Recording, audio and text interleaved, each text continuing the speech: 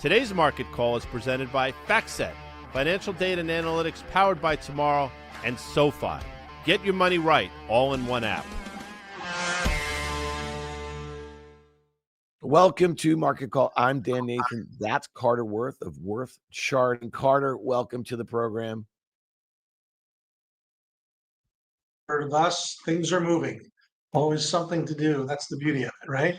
100%. Even on a holiday shortened week, Carter, we have some really interesting action. I think yesterday we were kind of noticing this rotation we're seeing. It was the first day of the Q3. You know, we had that kind of bang up second half, which was a lot going on in between that.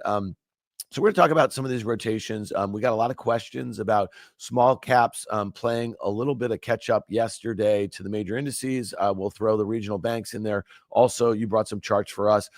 You also had a big call, and I think this is really interesting, on Apple. You've been consistent of selling rallies in Apple for a couple of years. You've been telling us that the relative performance topped out, 2 years ago or something like that? And Almost Apple, 3. It's incredible to think that, to the sector, which is obviously the pure apples to apples comparison. Yeah. I like what you did there. So we're going to hit Apple a little bit. I want to start with the markets and just really quickly, Carter, that price action yesterday. So we saw some semis, we saw mega caps. They were kind of down and there was really no news for them. And then you saw, a bunch of different industries, like you saw home builders rallying, you saw the KRE rallying, and there was a whole host of others. Retail were rallying. Was that just a one-day thing? It was just kind of folks rejiggering things, or is that the sort of thing that gets your antennas up? Well, you saw it by type, right? There was rallies at the weakest end of the market. That's the common circumstance, regardless whether they are value growth stocks, regardless of their consumer staples, and a lot of those rallied. But you also saw cyclical small cap names like auto parts and others related. So it was not so much, I think, a rotation into those as it was out of a lot of the real high flyers. So obviously Roblox took a hit. Is his poster child for perhaps the most steep and uncorrected of the momentum type names. These things happen on a day-to-day basis, but to get a real reversal in trend, right, a real money flow change or a rotation out of large into small is something that's hard to do. And put it this way, it doesn't happen in one day. You need to see follow through, then a setback, and a follow through again. So something that's developmental and more enduring versus something that's impetuous. All right, well, let me ask you this, because you get that question all the time about, well, isn't it bullish if the market is broadening out, right? And if you see money going into small caps, when I think of small caps, I mean, they have the combined market cap of, I don't know, Google or something like that. Is that impactful to you? Well, so there too, to think that the entire market cap of the Russell 2000 stocks doesn't add up to one Google, which is about what it is now. It doesn't mean anything. It means something if one's invested in a stock like that. It means something if one's a small cap TMT manager at a major mutual fund complex or long short hedge fund. But as it relates to the total market cap, which is about 60 trillion now for the S&P, and a little bit more, maybe 68 or 70 for the Russell 3000, the Russell 2000 in total, not that important, despite the fact that any individual stock, if one's long or short, is infinitely important. Yeah. All right. Let's look at the S&P 500, the E-minis, the futures here, and we have that chart up. Again, maybe that was window dressing over the last week or so. I mean, I don't know if that's a term that, is that useful.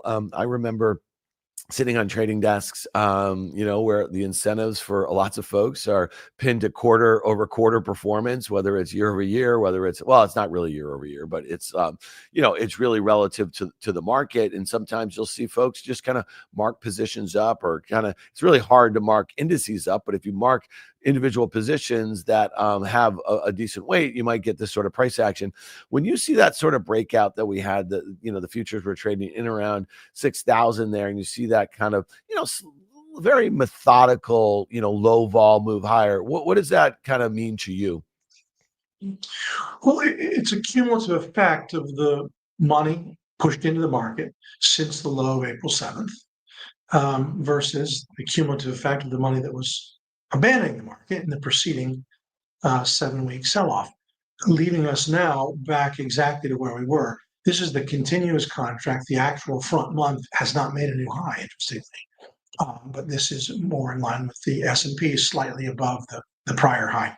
And so, I mean, as a trajectory, as a path traveled, there are people who on this year have great defeat and great victory, right? There are people who, took measures or weren't involved. They think the market's expensive, and then, wow, it just dumped hard. I'll do some buying. And are literally up 30, 40% because they bought a handful of stocks at or near the April lows.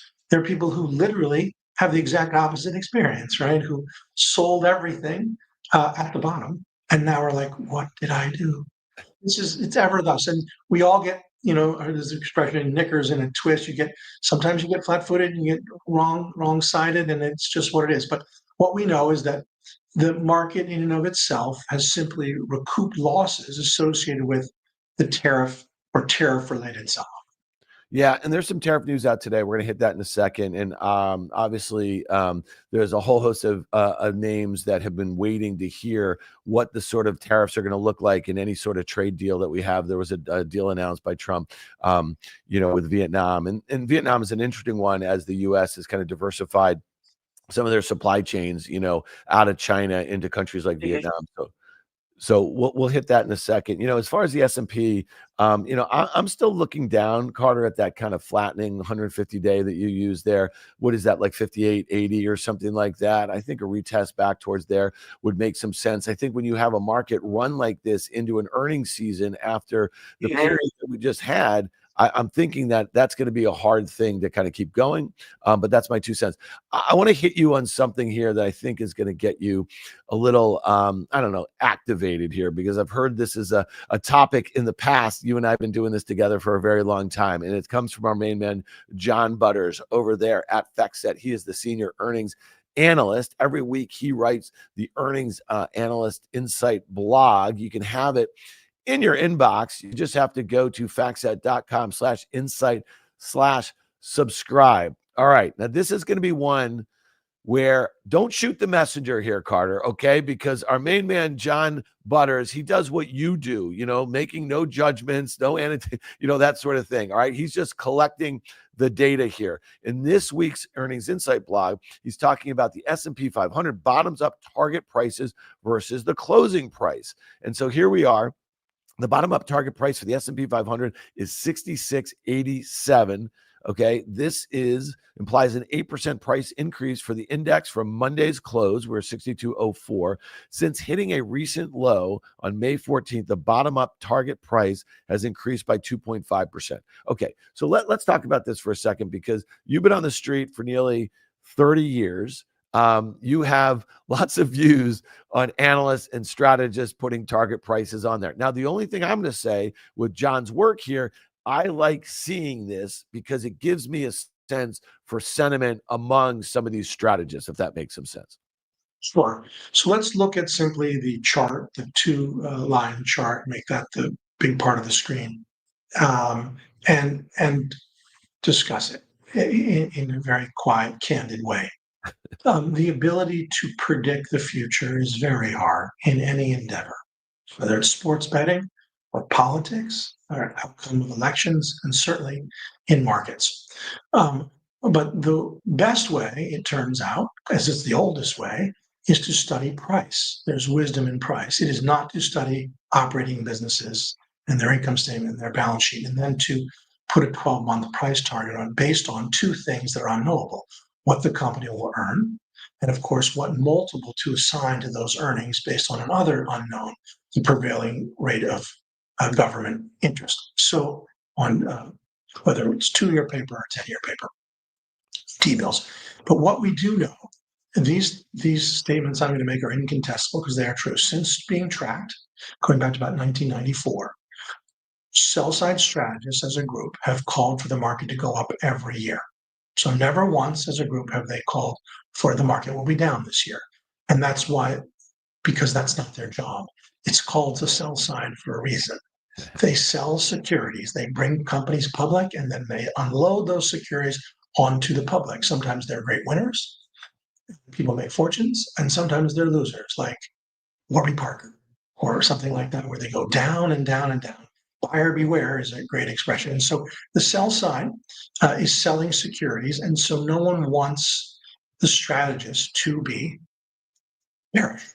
And at the securities analyst level, they don't want them to be bearish either, as evidenced by, if you look at the average stock in the S&P 500, has 20 analysts covering it, I believe. It's 500 stocks.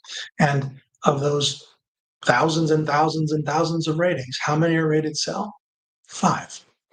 How can that be? 50% are rated buy, always 55, 40. So how could there be 5? What's the other 45? They have this thing called hold. Now, some people don't want to say hold, so they switch it to equal weight. Some say market neutral to be different. Oh, here at this company, we won't say. They pick a term that basically means we don't really like it, but what we can't say sell because the bankers come into the research department and say, guys, we're about to do a deal. You're going to say sell on their stock.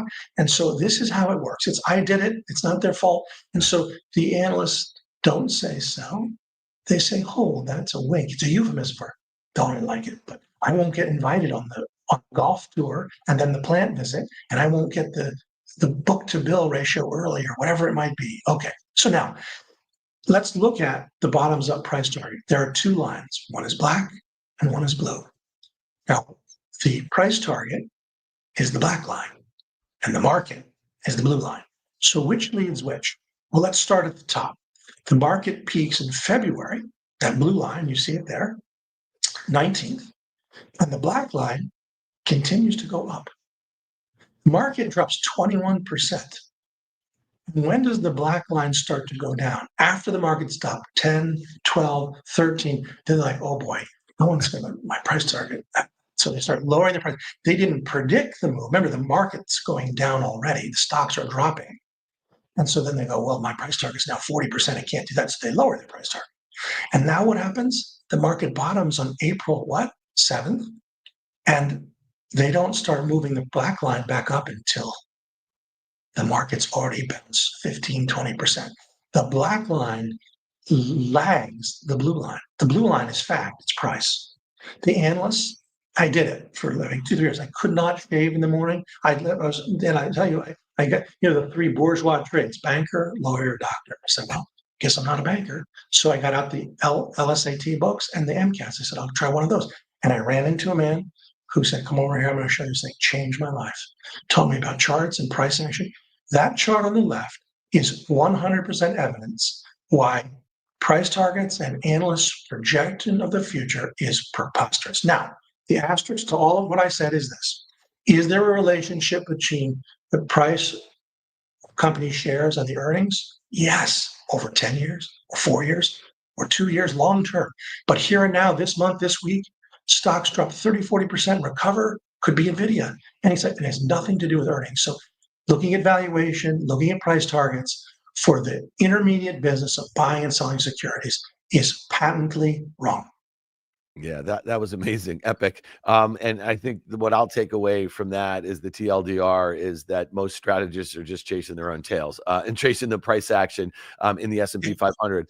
I want to hit this because I actually think on the sector level, Carter, this is really important. We'll just be quick here. All 11 sectors are projected to see price increases. 2 sectors are projected to see a price increase of more than 15%.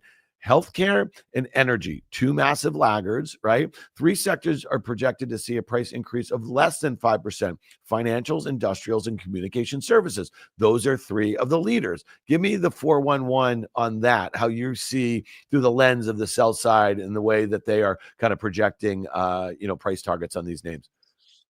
Yeah, I mean, it's more of the same, just different shades and colors. It's if you look at the beginning of any given year, the things that are up the most have the lowest projected return series because they're up the most, and the things that are down the most as they put their price targets here are the ones that have the most room to run from the prevailing price and the price target. So valuation is what drives most price targets because they are trying to key off of a dividend discount model or enterprise value EBITDA or price to cash flow or free cash flow, and then again trying to assign a multiple. So definitionally, if you look in the beginning of the year, in any year, the stocks that are the most liked as measured by where they're trading, how far below their price targets versus the most unliked. the commonality between the two is the ones that have the biggest projected upside have been typically the worst performers. Yeah. All right. Well, thank you for all of that. It's really helpful to put some context in around John's work. If you want the Earnings Insight blog in your email box, go to factset.com/insight/subscribe. All right. Before we move on to some individual names, because you had a really interesting call out yesterday on Worth Charting, I want to just kind of hit, we just talked about the catch-up play that looked like for a day in the KRE, the regional banks, and the Russell 2000, the small cap index. And you brought some charts here. And, listen, I think we get to a point like this where, okay, we saw the names that you would have expected, right, to drive the performance off of the lows. Now you see folks saying, okay, well, maybe I got to find something else to get a little alpha here. I'm not saying that's what you're saying. I just wanted to get a sense of like how you're seeing it. And let's not make too much of actually one day's price action, I guess it would be the other thing I'd say. Right, because it wasn't just regional banks, it was everything, as you cited right before. Anything that was sort of beaten up, value or what have you, was given a bit. But I guess the interesting thing here, of course, just in terms of this comparative chart, is just how poorly regional banks. So you're talking about basically unchanged over the past 3 years, and it's all on account of that March of 2023 when, I guess, what is it, SIVB bank went down, and then people realized you could remove your deposits with your cell phone, and the bank had nothing. The other thing is that on a day-to-day basis, the beta or the correlation is very high. They all generally have a peak, and they all generally have the same April low. They've all generally bounced market versus, but it's such a shocking juxtaposition between regional banks and the Russell 2000, which have a distinct relationship because one is a subset of the other. Every single regional bank is in the Russell 2000. And then the S&P, of course, being driven by the big super cap names that drive the market overall. So here and now for me, both the IWM and the KRE are pair twos, each one, but we can look at the charts if that makes sense. So look, and these are subjective. That's the beauty of the lines. But we do know that for all intents and purposes, we bounced off of a well-defined uptrend line in effect since the 2023 low. It hit that line for the third time, bounced to the penny. And we moved above this minor intermediate downtrend line in effect since the late 2024 peak. But if you took away all the lines, it's nothing. I mean, there's no reason to get short that by my work, and there's no reason to be long. It is just a pair of twos. All right, let me ask you this though. So if we look at those the lines that have bounced off of the support line, the uptrend, right? And there's 3 points there, and then we have 2 points so far in that downtrend. This is going back to mid 21. Would it make sense to say that there's going to be another move towards that downtrend, which would be around what, 69.5 or something like that? Or is it just really a coin flip because we're basically at the middle part? If you look at the uptrend at 50, the downtrend at 70, and right here at 60. That's my thing. It's a coin flip. And it just, the real thing that jumps out, I mean, I would say, look, one can look at any picture that's in a museum or a chart or a graph, and there can be multiple takeaways, but surely the primary takeaway has to be this thing hasn't made a high since 2021. It's August, July of 2025. Like, what's the problem? So if this were an individual stock, and you didn't know it was software, or sneakers, or sushi, or soda water, you would say, well, the business must suck. I mean, they've made no progress in 3. Are they... the gross margins declining, or have they lost some big customers, or is there a problem with too much debt, or is management flaky and but you would not buy, and frankly, I don't think you'd short that stock other than just say its relative performance so poor, it's just a chronic short, which interestingly, of course, it is relative to the S&P. Right. All right, let's just pull up the Russell 2000 really quickly. I mean, this to me looks like more and just stuck in the middle of anything. And I think, we could just kind of say this is exactly the same situation that you're seeing in the KRE. Yeah. All right. All right. We got that. I appreciate that. We got a lot of questions about that over the last, couple days or so. Before we get to some single names, Carter, I want to hit the dollar, US dollar. So there's been a lot of talk about the U.S. dollar, the weakness in the U.S. dollar. You can see that. Okay, that's going back 1 year. You saw that move that we had from about 100 to 110, and the downtrend has been obviously, as you would say, well defined. Look how far below we are from that 150-day moving average is 103.5 or so. I want to pull up a 10-year chart of the Dixie U.S. dollar, and maybe you can help me with this. So last night we started fast money. There's a lot of talk of the dollar. There's a lot of talk of the dollar last week for the A block too. And when you're coming in a couple days, in a couple weeks on the U.S. dollar on a show that primarily talks about stocks that are moving on a day-to-day basis, to me, it feels like it's almost getting a little much. Last night we talked about it. I said maybe that's much ado about nothing, because if you look at a 10-year chart, you see that there's some pronounced, move lower. I see 4, including this one, that are over 10% or so. So to get too bared up right here on the U.S. dollar index might be kind of, I don't know, doing it wrong. Thoughts here on the Dixie? Well, so again, it's all about time frames. Obviously, the point you're making is that it's an extreme sell-off on a week-over-week, month-over-month basis. That's all true. The question, of course, in the longer term, what does this mean, right? Is there a structural issue? Is it the debt? Is it that the government needs to have cheap currency in order to help many things, right? That helps for trade and international earnings and so forth. So tactically, yeah, I would hold one's nose and buy this very bad chart. Yeah, and let's go back to the 1 year for a second, because that's kind of what I was thinking here, Carter. Maybe like a play back towards 100 or so. I think it would take some really, really important news on the debt front that you're talking about, right, to have a sustained move higher. But it does seem like everybody's on one side of this trade. I haven't had or heard a single comment of anyone saying, "Oh yeah, I think the dollar, it's overdone here because this, that, and the other thing." And maybe it has something to do with this tax plan and what that means for the debt here. So I just wanted to hit that really quickly, because I'm just kind of sick of hearing about the US dollar. All right. Yesterday on Fast Money, you put it out though earlier in the day, a note on Apple. We kind of alluded to it, and this is one of the reasons why you got to go to worthcharting.com if you want all of Carter's work in your email box. He also does a great nightly video, just kind of doing a whole host of stuff, taking stock of what happened during the day and some of the things that they're focused on over there at Worth Charting. Yesterday, Apple, we just mentioned it. This is a name that you have not been bullish on in a very long time. You're getting near-term bullish, or you called for it. We got a little bit of a move towards those previous highs over the last couple of months or so. How are you thinking about this one? Right. So the effort yesterday for clients, and then again on Fast with the team CNBC, was to make the case for a tradable move to slightly above the 150-day moving average. Now, the key here is that this is structurally a very bad stock as measured by the thing that matters most, alpha. It has been a massive underperformer to other choices that one could have made over the past 3 years. So we might have a relative performance chart. If we don't, that's fine. But Apple's relative performance to the tech sector peaked in September of 2022. Think about that. We're coming up on a 3-year anniversary of that circumstance. So in the period, again, the autumn of 2022 to here we are, summer of 2025, Apple's up 36%.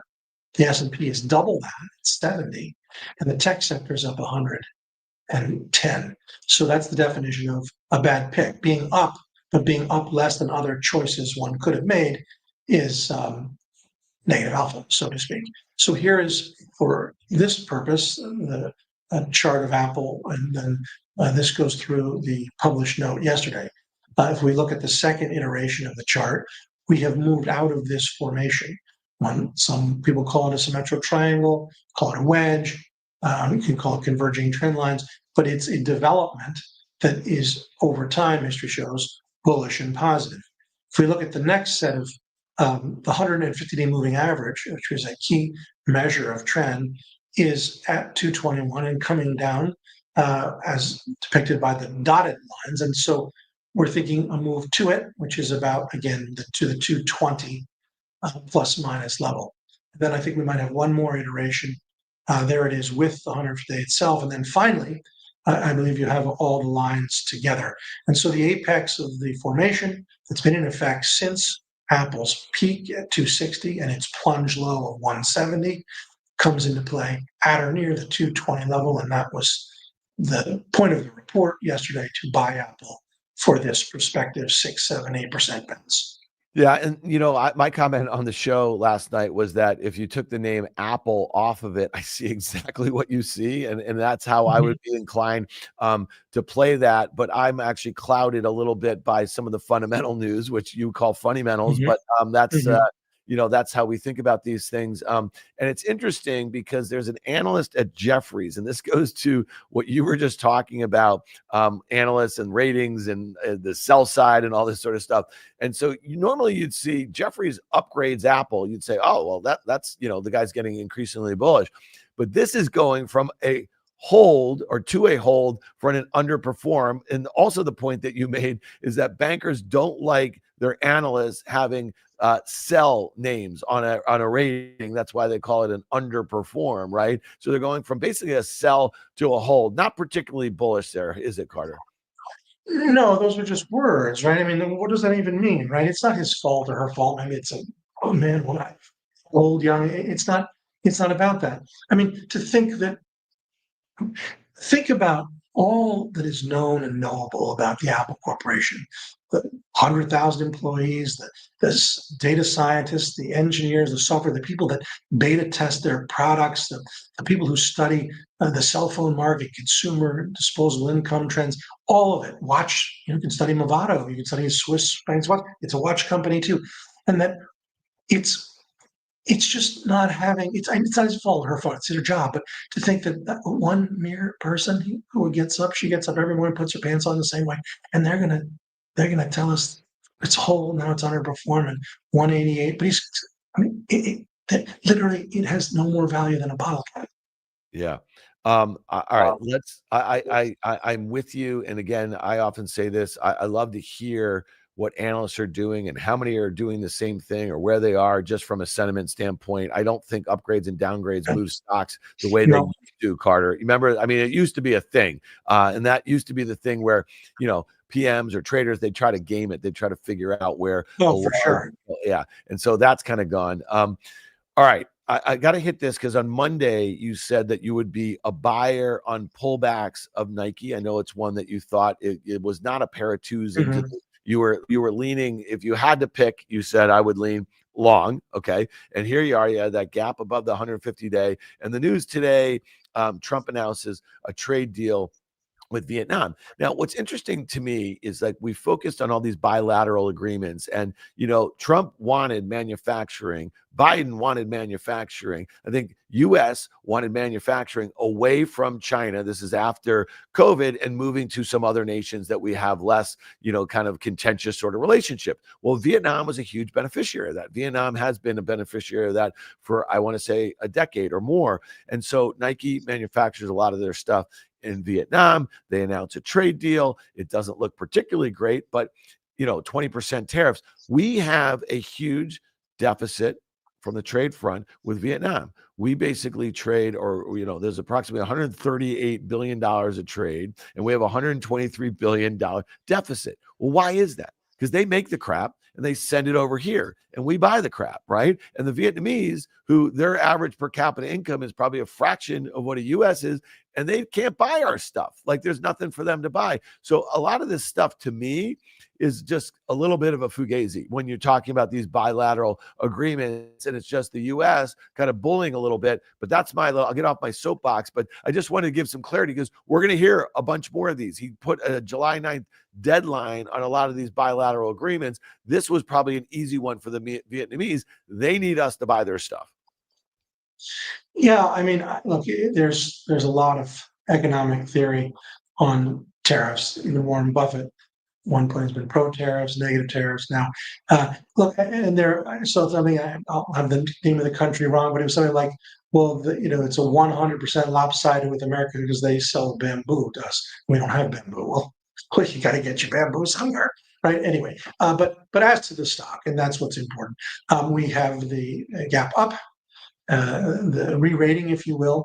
And what's important about that sets those lows of April as major lows. Those lows are the COVID lows. COVID, it actually hit $60. And here's a rare circumstance of a marquee brand that is at its COVID low and has now had heavy volume upthrust and gap off of the 60 level, and that confirms those as major lows. Now the question is tactically, where's the entry point? Where to trade it from here? And as discussed, you went and did a strangle, but that's neither here nor there. That's a separate matter. Typically, after a big spike down or up, you get volatility contracts after the initial spike in volatility. But dipping today, I would say anything close to 70 is an interesting entry point for new money. Okay. Very last one here. And I know I appreciate your time here. Tesla this morning, they delivered, far less cars year over year, down 13.5%. They came in at about, I think, 386,000. And, what's interesting to me about this is that there were some analysts and one that tracks deliveries very closely. His estimate was 356,000. They came in near where the consensus estimate was for the street, but that number had come down considerably over the course of the quarter. So they came in at consensus, Carter, and the stock is up, a little more than 4% here. It filled in that gap basically from, a trading day ago here. How is this just, again, a pair of twos here? You see the lines that I drew, but I'm just curious what you think about this. Of course, but it's just basically range bound. Something will come along to inform it. We know that it was very strong. That was news related to an election. We know it was very weak. That was news related to tariffs. And now it's back in the middle of the tennis court, and it's a tough spot to play from. I just wouldn't do it. I wouldn't be long. I wouldn't be short. There's so many stocks to pick from. What is the point of this one? At least to my eye. All right. Last question about this chart. If you start to see the back and forth, and it getting to the point where those two trend lines converge, will you be inclined at that point to kind of look at it from a directional perspective? Yeah, you're running out of runway here, so to speak. But then there are those. Did you see that the Apple didn't have a really big move? It just moved out, like squooshed out to the side, so to speak. You can stay sort of above or below the formation and not really get resolved. That's my hunch. I think Tesla, if you will, and this sounds like fundamentals, but I suppose it is probably at the price where it's still a call option on self-driving cars all over the world, and it's worth a lot more, or a put option on, guess what? It's just an electric car company that never pulled that off or didn't pull it off big enough to change. And there are a lot of other equally good or maybe better electric cars. And so the market is speaking. It's saying it can't make any directional bets here based on information. Whereas the last piece of information was, wait a minute, this is a company, this is October, November, whose chairman is very tight with a newly elected president. That's news, and that's why the stock went up. But after that, we've had no news. Yeah, well, we've had bad news for Elon Musk as it relates to the relationship with. All right, maybe getting deported or something. Yeah, exactly. Back to South Africa. All right, listen, Carter, I really appreciate it. I appreciate your help this week. Of course. Look, I was out. Thanks so much. If you want to find Carter's work, get it in your email box every day. Go to, oh, there he is. Look at that. He's a good looking man. Workcharting.com. All right. Thanks so much, Carter. Have a great long weekend. Have a great holiday. Bye.